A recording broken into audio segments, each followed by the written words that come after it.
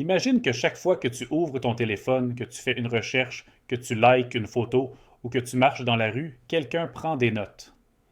Pas un humain, mais des systèmes invisibles qui enregistrent tout ce que tu fais. Pas pour te protéger, mais pour te comprendre, te prédire et parfois même te manipuler. Le plus fou, c'est que la plupart du temps, tu n'as jamais vraiment donné ton accord. Tu as juste cliqué sur accepter sans savoir ce qui se cachait derrière. Aujourd'hui, nos données sont devenues une ressource. Elles valent de l'argent, beaucoup d'argent, et elles sont collectées partout, tout le temps, souvent sans que tu t'en rendes compte. Dans cette vidéo, je vais t'expliquer comment tes données sont captées sans ton consentement réel, pourquoi c'est possible et comment ça influence ta vie au quotidien. Tu vas voir, ce n'est pas de la paranoïa. C'est la réalité de 2026. Tout commence avec les applications. Quand tu installes une app, tu vois une liste de permissions interminable. Caméra, micro, localisation, contact. La plupart des gens acceptent sans réfléchir. Mais derrière ces permissions, il y a parfois beaucoup plus que ce dont l'application a besoin. Une simple lampe de poche n'a aucune raison de connaître ta position. Pourtant, certaines apps le demandent pour revendre ces données à des entreprises spécialisées. Ces entreprises, qu'on appelle des courtiers en données, revendent ensuite ces informations à des publicitaires, des assureurs ou même des sociétés qui analysent les déplacements d'une population entière.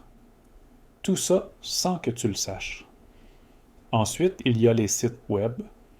Chaque fois que tu visites une page, des dizaines de petits traceurs se déclenchent automatiquement.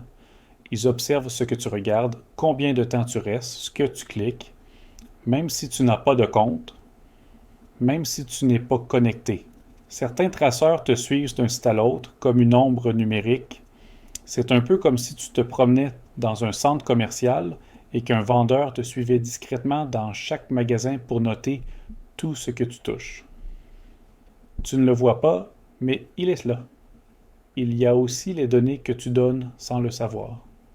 Quand tu publies une photo, elle contient souvent des informations cachées, l'heure, le lieu, le modèle de ton téléphone.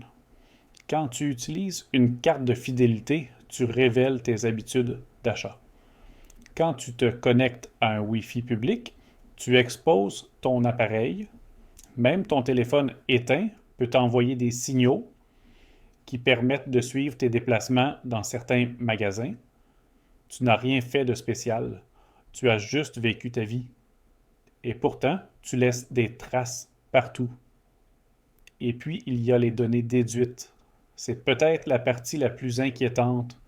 Même si tu ne donnes rien, les algorithmes peuvent deviner énormément de choses sur toi.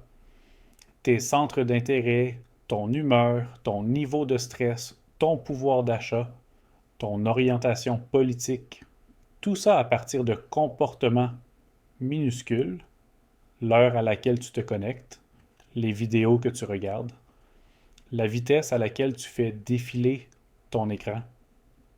C'est comme si quelqu'un observait ton ombre et arrivait à deviner ta personnalité complète. En résumé, tes données sont collectées de 4 façons.